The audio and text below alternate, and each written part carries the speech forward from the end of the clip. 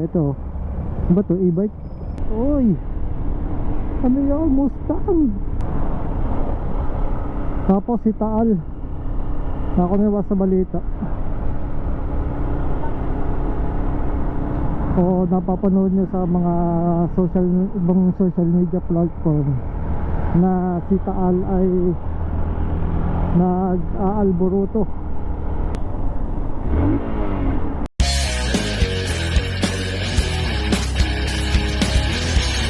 Okay, so ayan, on the way tayo sa aking trabaho.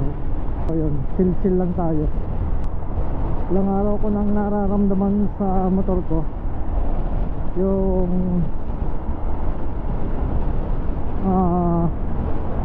umihirap siyang paandarin. Tapos pag unang andar parang may may sinok o parang nabubulunan. So duda ko sa gasolina na ginamit ko, kasi dun lang ako naggas ng ilang araw ilang beses pala, 3 beses dun ako naggagas.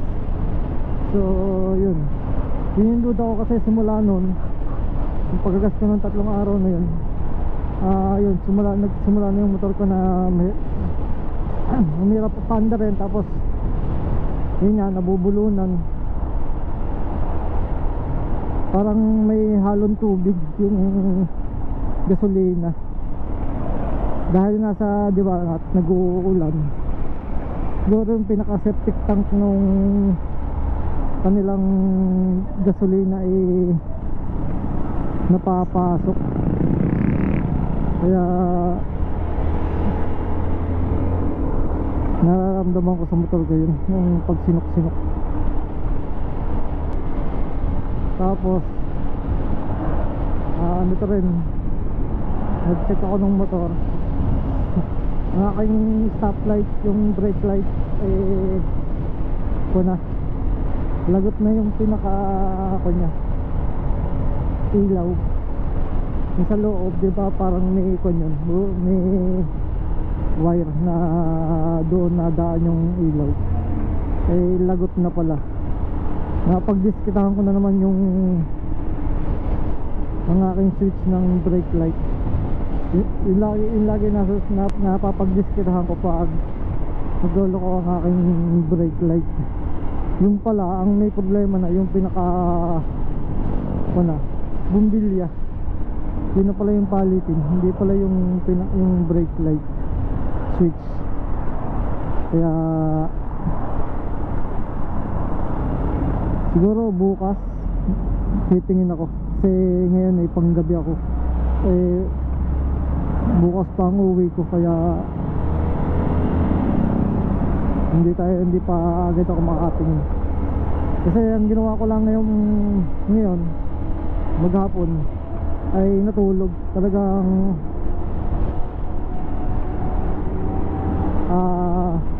nagpahinga ako kasi halos 1 linggo akong sunod-sunod na nagpanggabi. So tapos 1 araw lang day off, kaya yun, sinulit ko na yung pinaka day off ko.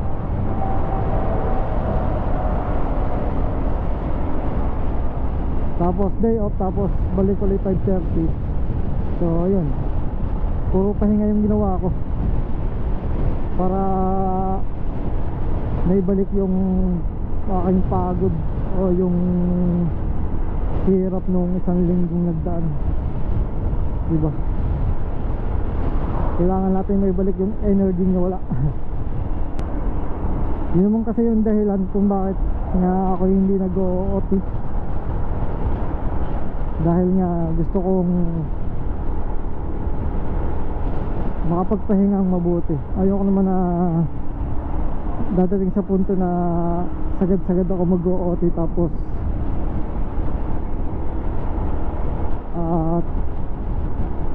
hindi rin ako makakapasok na bukasan. Ayoko lang ganun, diba? Patay-patay ka sa OT tapos 1 araw, 2 araw hindi ka makakapasok, diba? Sayang yung OT.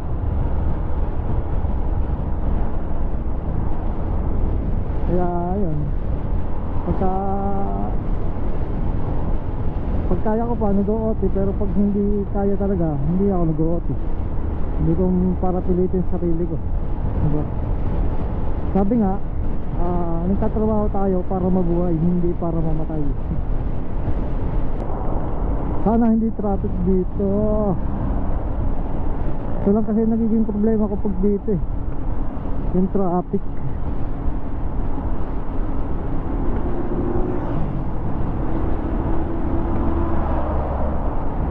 Yeah. Sabi na, kakain na. Kinain yung gitna, tapos ayaw magbigay.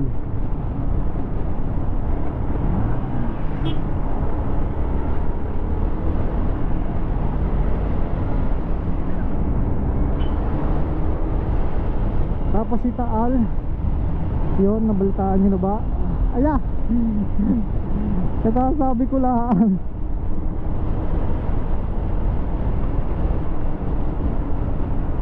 Eto na siya, kasasabi ko lang.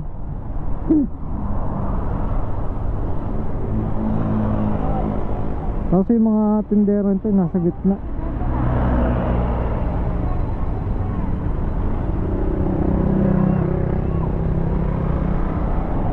Ayaw man lang tumubay tabi.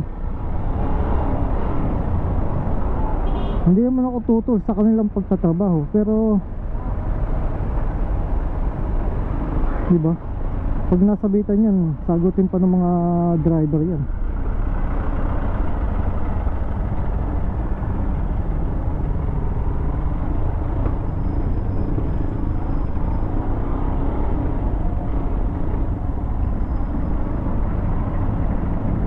Hanggang kailan ka matatapos? Hanggang kailan ka gagawin? Pag sana mahaba-haba na yung kanilang nisasampang ko.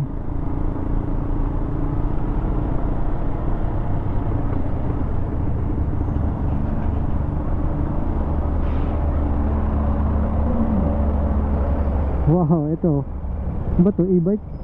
E-trike.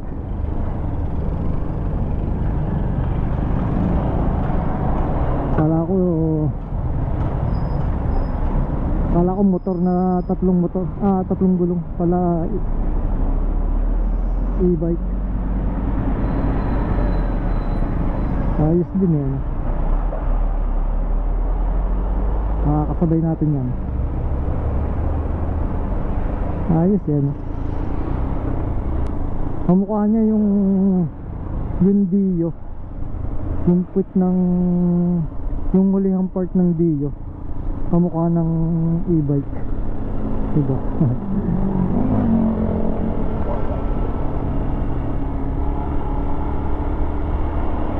Ayos din eh.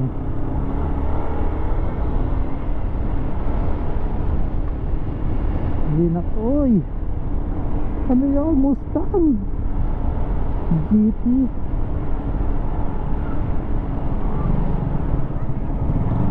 Hindi ako nakasalubong kong. Tapos si Taal, ako na sa balita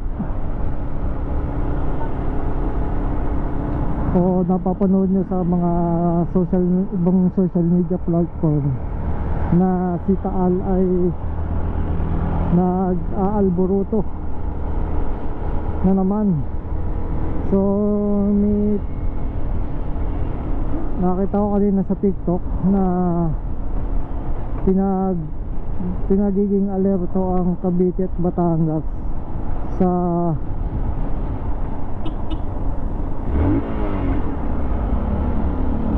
posibilidad na pagsabog ng Bulkan Taal, dahil nga panay-panay yung kanyang pagbuga ng makapal na usok.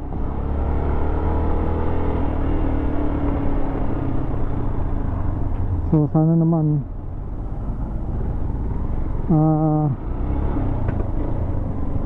sana ganun na lang, huwag lang pumutok, kasi pag pumutok madami na naman maapektuhan. Marami talagang tatamaan pag pumutok yan.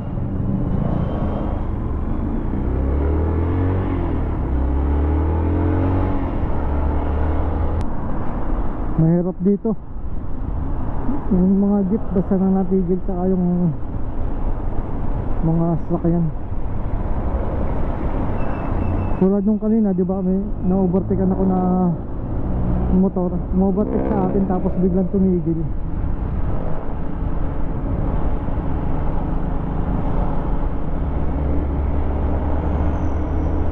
Kaya kailangan talaga maging alerto.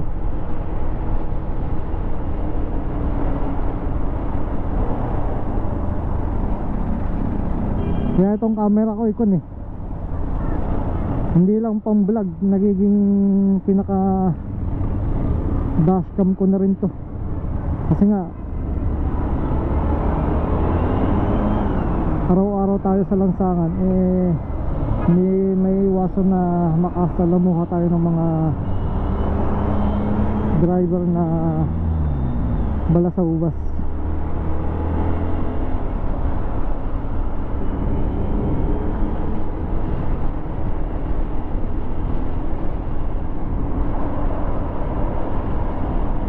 Tingnan dito, tingnan yung kaulapan dito sa Tagaytay.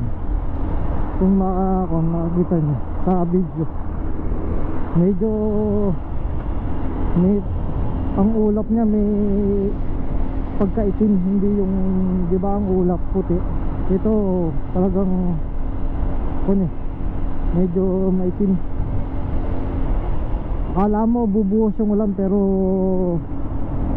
galing sa talyan.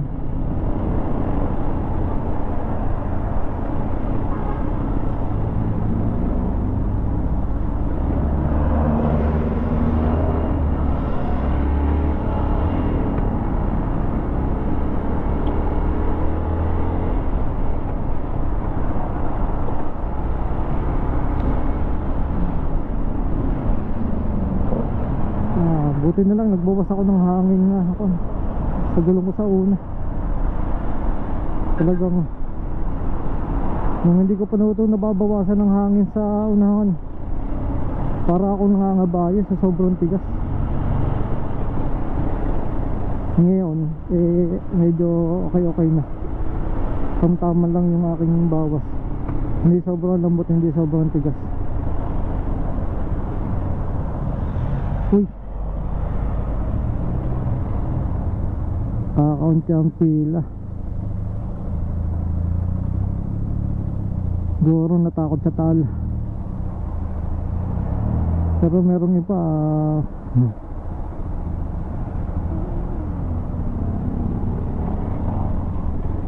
dami pa rin eh. Pero medyo madami-dami pa rin naman ang customer.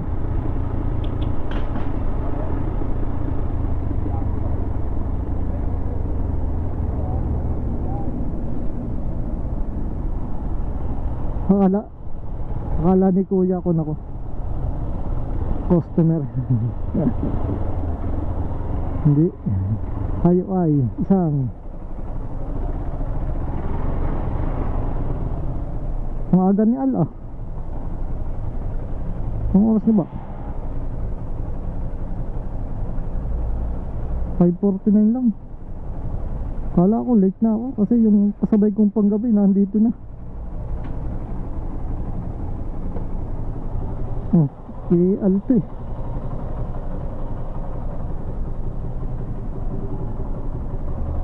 So yun, balitaan ko lang kayo mamaya pag ako uuwi na. So ito, ka-out lang natin. At ito yung mga pangkaraniwang nakakasabay ko sa highway pag ako ay lalabas na ng madaling araw. Itong malalaking truck,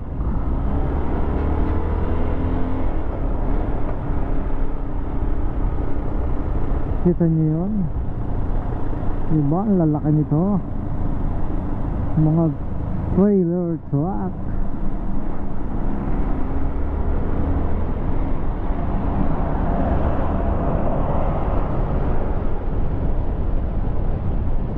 At saka itong mga cat's eye. Yan, na parang runway ng isang airport. Ito yung pangkaraniwang na makikita tuwing madaling araw. Malalakad truck at mga cat's eye.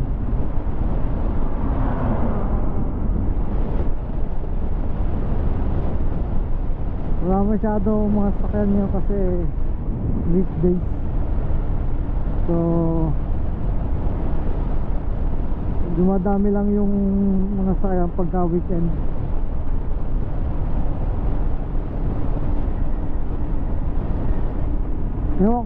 Ewan ko kung kita nyo itong makapal na pag.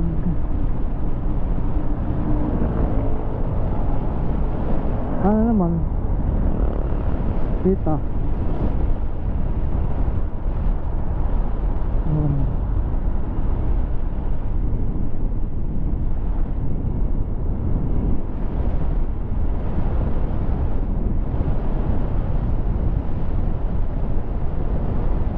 Kaya minsan pagka nagbablog ako ng papasok, pag out ko ng madaling araw, hindi na natatapos, hindi na ako nakakapag video kasi nga katulad ganito yung sitwasyon pag kukon, madilim na. Nagbibigay liwanag lang itong ilaw ng motor tsaka yung mga cat's eye sa kalsada, mga street light yan. Saka mga sakyang mga nakakasalubong ko, yan yung mga bibigay ilaw lang pag ganitong madaling araw.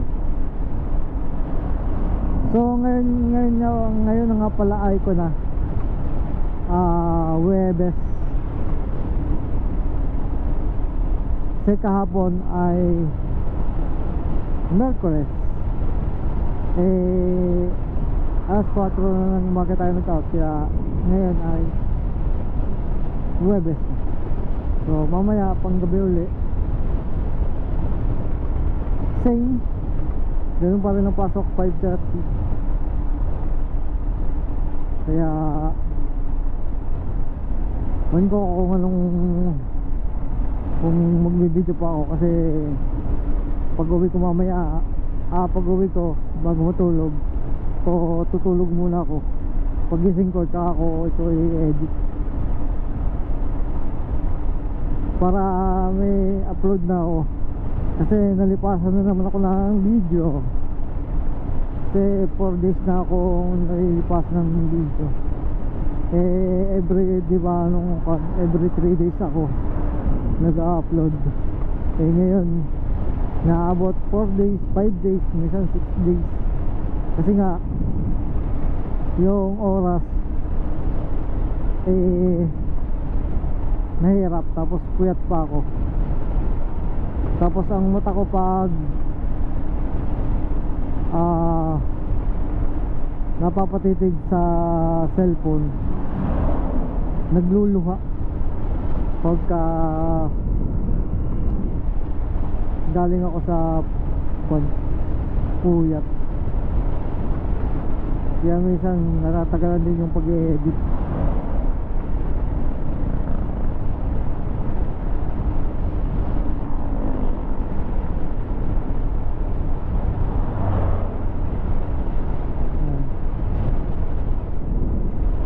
So yun, bali nandito na lang, wala rin namang makikita, kaya ikinuwento ko lang yung mga nakikita ko tuwing lalabas ako ng madaling araw saka nakakasabay. Wala pa naman kayong nakikita, so yun, hanggang dito na lang at maraming salamat. See you to the next vlog. Peace out.